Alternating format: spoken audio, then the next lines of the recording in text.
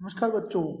आज हम आपके सामने लेकर प्रस्तुत हुए हैं सेकंड चैप्टर साइंस में एनसीईआरटी क्लास 7 का प्राणियों में पोषण। इसके पहले हमने पादपों में पोषण पढ़ा था कि किस प्रकार पादपों में पोषण की प्रक्रिया होती है। प्रकाश संश्लेषण द्वारा वो अपने भोजन का निर्माण करते हैं। इस बारे में थोड़ा और परिचय हम करेंगे आज।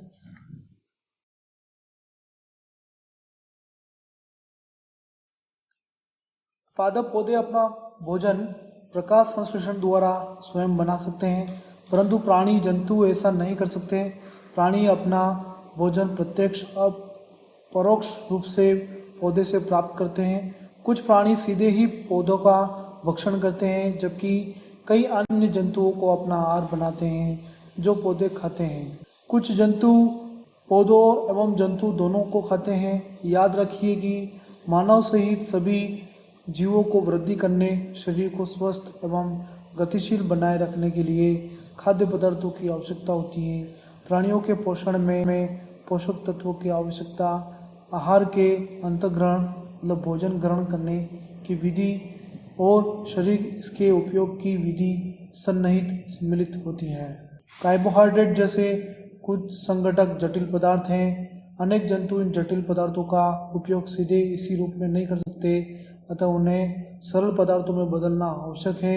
जटिल खाद्य पदार्थों का सरल पदार्थों में परिवर्तित होना या टूटना विखंडन कहलाता है तथा इस प्रक्रम को पाचन कहते हैं। आइए हम जंतुओं में पाचन किस प्रकार होता है इस पर आज विस्तृत रूप से अध्ययन करते हैं।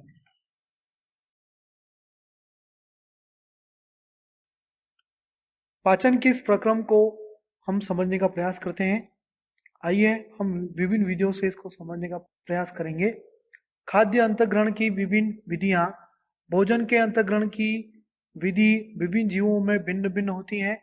मधुमक्खी एवं मरमर पक्षी, जिसको हम हमिंग बर्ड कहते हैं, पौधों का मकरंद चूसते हैं। मानव एवं कुछ अन्य जंतुओं में शिशु माँ का दूध पीते हैं। अजगर जैसे सर्प वंश के प्राणी अपने शिकार को समूचा ही निगल जाते हैं, मतलब पूरा को पूरा उसको निगल लेते हैं। कुछ जलीय प्राणी अपने आसपास के पानी में तैरते हुए खाद्य कणों को छानकर उनका भक्षण करते हैं। पानी या जलाशय में स्थित मछलियों को और अन्य प्रकार के जीवों को आपने देखा होगा। एक अद्भुत सत्य उसमें से मैं आपको बताना जा रहा हूँ। स्टारफिश, तारा मछली जिसको हम कहते हैं, कैल्शियम कार्बोनेट के कठोर कवच वाले जंतुओं का आहार करती है।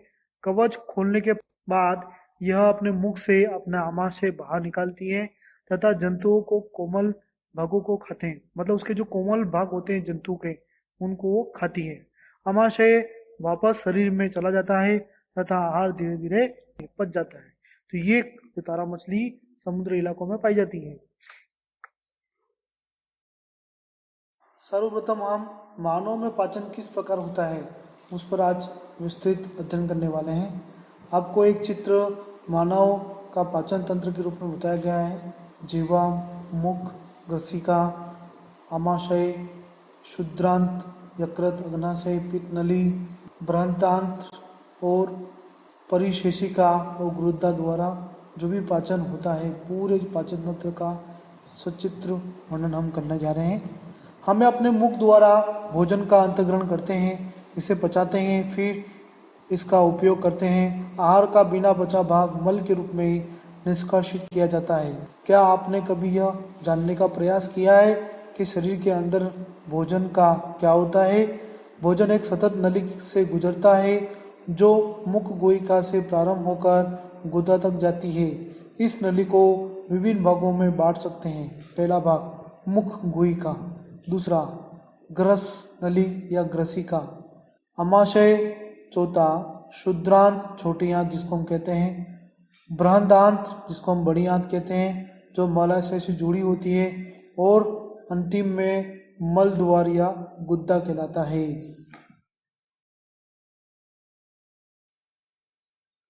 मानव पाचन के सभी भाग मिलकर आहार नाल पाचन नली का निर्माण करते हैं। जैसे जैसे भोजन विभिन्न भागों से गुजरता है, उसके विभिन्न घटकों का पाचन भी क्रमिक रूप से होता जाता है। आमाशय की आंतरिक भित्ति, क्षुद्रांत तथा आहार नाल से संबंध विभिन्न ग्रंथियां जैसे कि लाला ग्रंथि, यकृत, अग्नाशय पाचक रस स्रावित करती है। पाचक रस जटिल पदार्थों को उनके सरल रूप में बदलते हैं। आहार नाल एवं संबद्ध ग्रंथियाँ मिलकर पाचन तंत्रों का निर्माण करती हैं। मुख एवं मुख गुहिका, आइए हम पाचन तंत्र के विभिन्न भागों का वर्णन करते हैं। पहला उसके अंदर हम विस्तृत रूप से अध्ययन कर रहे हैं मुख एवं मुख गुहिका। भोजन का अंतःग्रहण मुख द्वारा होता है। आहार को शरीर के अंदर लेने की क्रिया अंतःग्रहण कहलाती है। हम दांतों की सहायता से भोजन चबाते हैं तथा यांत्रिक विधि द्वारा उसे छोटे छोटे टुकड़ों में पीस डालते हैं। प्रत्येक दांत मसूड़ों के बीच अलग अलग ग्रंथिकाएं या सोएफट में धंसा होता है। एक मुख का चित्र आपके सम्मुख प्रस्तुत किया गया है, इसको जरा आप गौर से देखिएगा।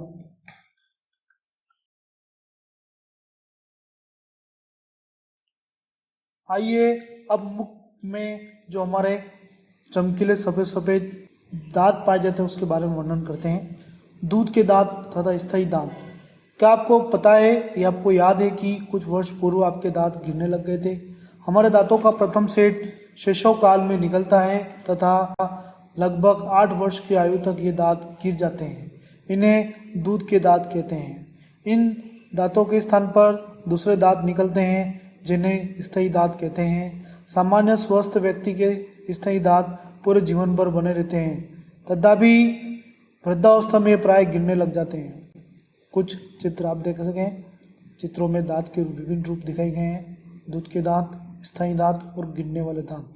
मुख गुहा के ऊपरी तथा निचले दोनों जबड़ों में दांतों की एक एक पंक्ति पाई जाती है। मनुष्य के एक जबड़े में 16 दांत तथा दूसरे जबड़े में भी 16 दांत, मतलब कुल मिलाकर 30 दांत होते हैं।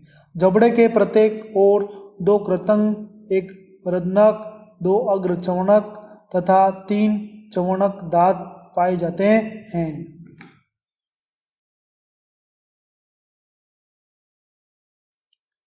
आगे की ओर बढ़ते हैं। दांतों के प्रकार में मानव शरीर में सबसे कठोर पदार्थ इनामेल होते हैं जो कि दांत की ऊपरी परत का निर्माण करते हैं।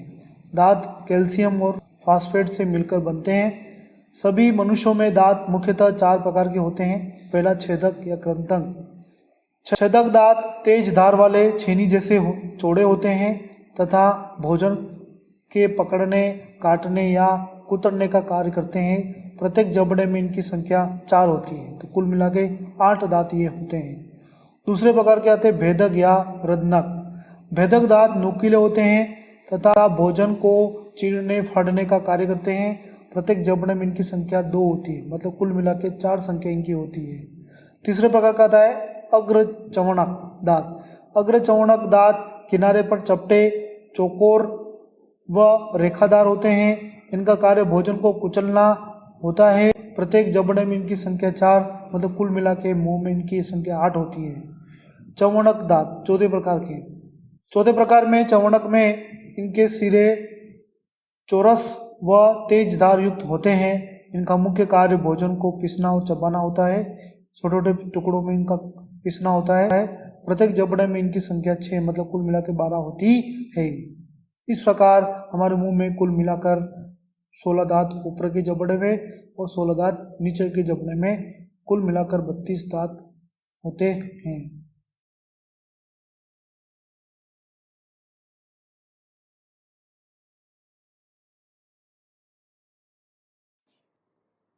अब आगे की ओर बढ़ते हैं हम। सामान्यतः हमारे मुख में जीवाणु पाए जाते हैं, परंतु उनसे हमें कोई हानि नहीं होती है।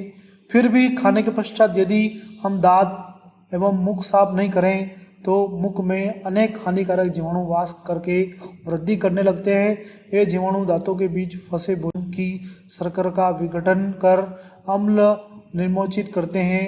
यह जानने के लिए अम्ल क्या है आप आगे के अध्याय में और पढ़ेंगे। इस बारे में अम्ल क्षार वाले अध्याय में आप इसके बारे में विस्तृत अध्ययन करेंगे। यह अम्ल धीरे धीरे दांत को क्षति पहुंचाते हैं। इन्हें दंतक्षय कहते हैं। यदि समय रहते इसका उपचार न किया जाए तो दांतों में असहाय पीड़ा होने लगती है या चरम अवस्था में टूटकर गिर जाते हैं। चॉकलेट, ठंडे पेय या जो कोल्ड ड्रिंक्स होती हैं वो तथा चीनी युक्त मिठाइयाँ एवं अन्य पदार्थ दंतक्षय के लिए मुख्य रूप से उत्तरदायी होते हैं। अतः प्रत्येक व्यक्ति को प्रतिदिन कम से कम 2 बार ब्रश अथवा दातुन करनी चाहिए तथा कुछ भी खाने के तुरंत बाद कुल्ला अवश्य करना चाहिए। मुख के अंदर गंदी उंगली अथवा बिना धुली हुई वस्तु नहीं डालनी चाहिए। आप कुछ चित्र नीचे देख पा रहे होंगे कि दांत में किस प्रकार दंतक्षय होता है। सड़न के रूप में दांत टूटकर गिरने लग जाते हैं। आइए आगे की ओर बढ़ते हैं। जीभ। आपने जीभ पर बहुत स्वाद का अनुभव किया होगा। कभी चरखा तो कभी खारा तो कभी मीठा कभी तीखा, विभिन्न प्रकार के स्वाद जो होते हैं वो हमें जीभ के स्पर्श से संपर्क में आने से हमें पता चलता है कि कौन सी वस्तु का स्वाद कौन सा है। जीभ एक मांसपेशीय अंग है जो पीछे की ओर से मुख गुहिका के अधर तल से जुड़ी होती है। इसका अग्रभाग स्वतंत्र होता है और किसी भी दिशा में मुड़ सकता है। हम बोलने के लिए जीभ का उपयोग करते हैं। इसके अतिरिक्त यह भोजन में लार को मिलाने का कार्य करती है तथा निगलने में भी सहायता करती है। जीभ द्वारा ही हमें स्वाद का पता चलता है। जीभ पर स्वाद कलिकाएं होती हैं जिनकी सहायता से हम विभिन्न प्रकार के स्वाद का पता लगा पाते हैं। हम स्वाद कलिकाओं की स्थिति का पता लगा सकते हैं। विभिन्न प्रकार की स्वाद में जो कलिकाएं पाई जाती हैं उनको यहाँ चित्र में दर्शाया गया है। उसके अलग अलग भाग जो होते हैं यहाँ पर आप उनको देख सकते हैं। आगे की ओर हम बढ़ते हैं। जीभ के बाद कंठ के बाद भोजन नली, जिसको ग्रसिका हम कहते हैं, ग्रसिका होती है जिसमें भोजन नीचे की ओर आमाशय की ओर जाता है। आइए इसके बारे में थोड़ा और अध्ययन करते हैं। निगला हुआ ग्रास नली या अथवा ग्रसिका में जाता है। ग्रसिका गले मोक्ष से होती हुई जाती है। ग्रसिका की भित्ति के संकुचन से भोजन नीचे की ओर सरकता है। वास्तव में संपूर्ण आहार नाल संकुचित होती रहती है तथा यह गति भोजन को नीचे की ओर धकेलती रहती है।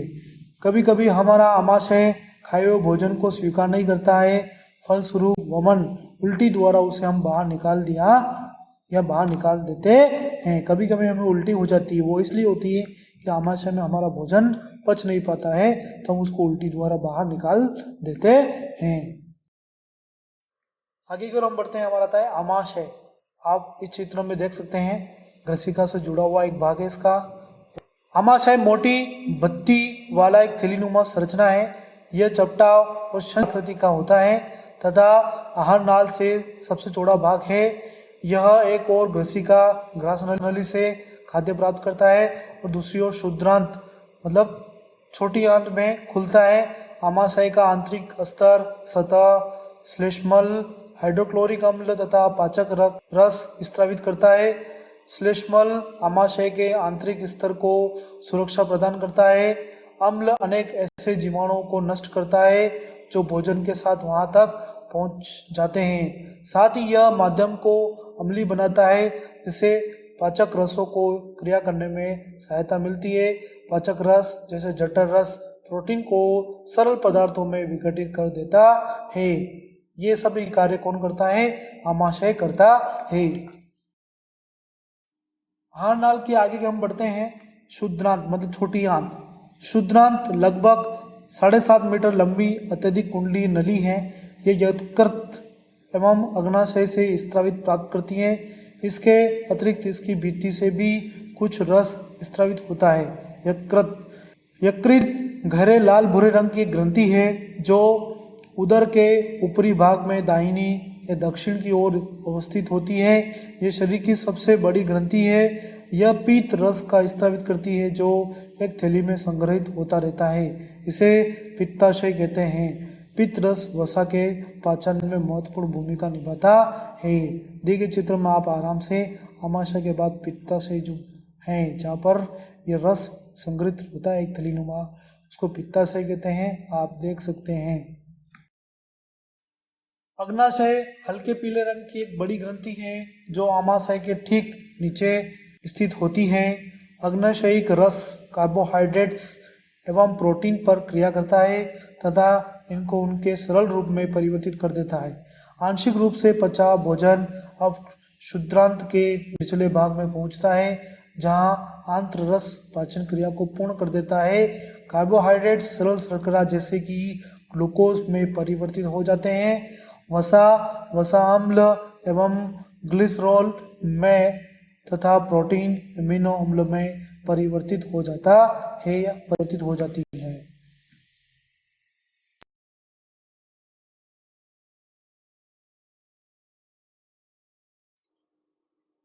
आइए शुद्धांत में अवशोषण किस प्रकार होता है इस प्रक्रिया पर अपन थोड़ा जानने का प्रयास करते हैं। पचा हुआ भोजन अवशोषित होकर शुद्धांत की भित्ति में स्थित रुधिर वाहिकाओं में चला जाता है।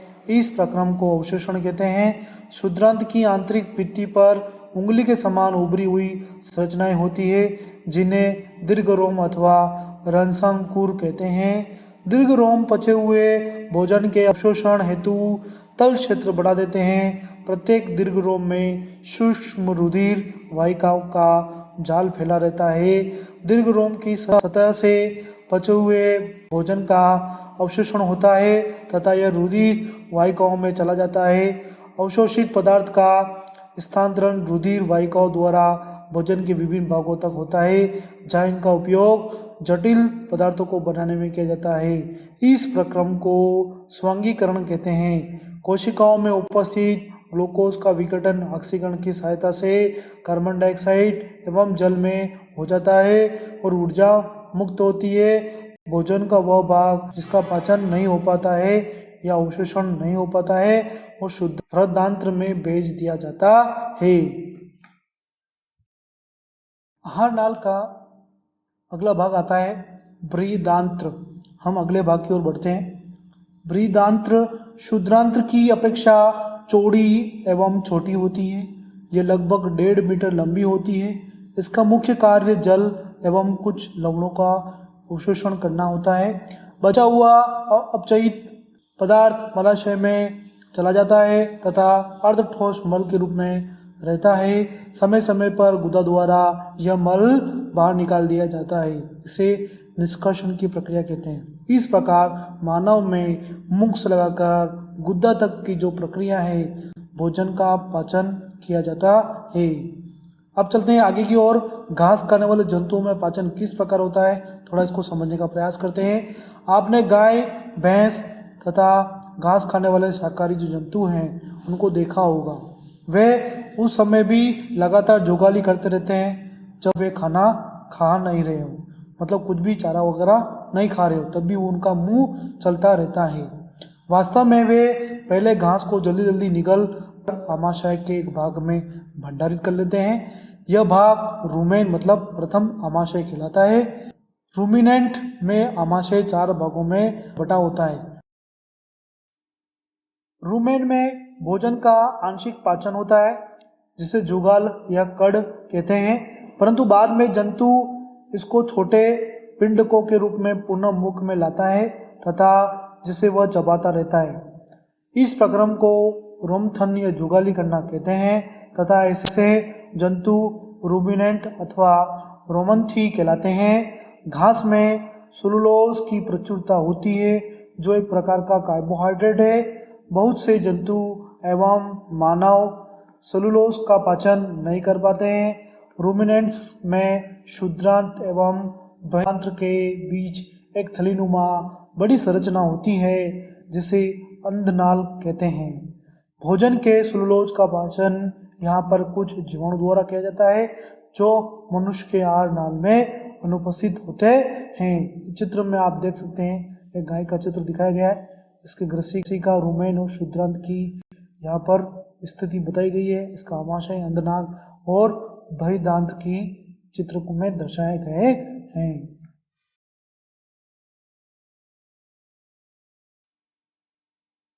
आगे की ओर बढ़ते हैं। एक कोशिकीय जो जीव होते हैं उनमें उनका संभरण एवं पाचन किस प्रकार होता है आइए जानने का प्रयास करते हैं। अमीबा में संभरण एवं पाचन। अमीबा जलाशयों में पाए जाने वाला एक कोशिकीय जीव है। अमीबा की कोशिका में एक कोशिका झिल्ली होती है। एक गोल सघन केंद्रक एवं कोशिका द्रव में बुलबुलों के समान अनेक धानियां होती है। अमीबा निरंतर अपनी आकृति एवं स्थिति बदलता रहता है। यह एक अथवा अधिक उंगली के समान प्रवर्ध निकालता रहता है जिन्हें पादप या कृत्रिम पाँव कहते हैं, जो इन्हें गति देने एवं भोजन पकड़ने की सहायता करते हैं। अमीबा कुछ सूक्ष्म जीवों का आहार करता है। जब इसे भोजन का आभास होता है तो यह खाद्य कण के चारों ओर पादप विकसित करके उसे निगल लेता है। खाद्य पदार्थ इसकी खाद्यदानी में फंस जाते हैं। चित्र में आप देख सकते हैं, एक अमीबा का चित्र यहाँ पर दिखाया गया है। बीच में केंद्रक है, पादप है और खाद्य कणिका है जो अंतर्ग्रहण करते हैं, करने का जो तरीका है वो, और खाद्यदानी इसकी जो होती है जो इनको बीच में झगड़ लेती है। खाद्यदानी में पाचक रस स्त्रावित होते हैं। ये खाद्य पदार्थ पर क्रिया करके इन्हें सरल पदार्थों में बदल देते हैं। पचा हुआ खाद्य धीरे धीरे अवशोषित हो जाता है। अवशोषित पदार्थ अमीबा की वृद्धि, रखरखाव, गुणन के लिए उपयोग किए जाते हैं। बिना पचा अपशिष्ट खाद्यदानी द्वारा बाहर निकाल दिया जाता है। भोजन के पाचन का आधारभूत प्रक्रम सभी प्राणियों में समान है, जिसमें खाद्य पदार्थ सरल पदार्थों में परिवर्तित किए जाते हैं एवं ऊर्जा मुक्त होती है। लगभग सभी प्राणियों में जो पाचन का जो तरीका है, प्रक्रिया, वो लगभग समान रूप में होता है। अब बताएं लास्ट अंतिम, दस्त। आपको बच्चों कई बार दस्त लगी होगी, जो मल के रूप में पतला पदार्थ निकलता है। वो क्या होता है, किस प्रकार होता है, उसका उपचार क्या है, इस छोटे से टॉपिक में पढ़ने का समझने का प्रयास करेंगे। कभी कभी आपको जल रूपी पतले मल के बार बार निष्कासन की आवश्यकता होती है। इस स्थिति को दस्त कहते हैं। ये संक्रमण खाद्य विषाक्तता, मतलब एक छोटे से कम के रूप में, जहर के रूप में इसको कह सकते हैं, जो बासी खाना होता है उसके रूप में अपच के कारण होता है। भारत में विशेषकर बच्चों में यह अति सामान्य स्थिति है। चरमावस्था में यह घातक भी हो सकता है। इसका मुख्य कारण शरीर में जल और लवण की अत्यधिक क्षति होना है। इसे सहजता से नहीं टालना चाहिए। चिकित्सक के पास जाने से पूर्व ही रोगी को उबाल कर ठंडा किए हुए जल में एक चुटकी नमक और चीनी घोलकर पिलाना चाहिए। इसे जीवन रक्षक घोल या ORS घोल कहते हैं। बच्चों, आप भी कभी जब दस्त से पीड़ित हों तो आप भी थोड़े से गिलास पानी को उबाल लीजिए, उसमें थोड़ा नमक और थोड़ी चीनी मिलाकर उसको आप जीवन रक्षक घोल, जिसको ORS घोल कहते हैं, वो बनाकर पी लीजिए। आपको तुरंत ही दस्त में आराम मिलना प्रारंभ हो जाएगा। यह वीडियो आपको कैसा लगा, इसमें सुधार हेतु आप जो भी सुझाव देना चाहते हैं वो आपके सुझाव यहाँ पर आमंत्रित हैं। और यदि आपको ये वीडियो अच्छा लगता है या पसंद आता है तो इसको लाइक जरूर करें और इस चैनल को सब्सक्राइब जरूर करें। धन्यवाद।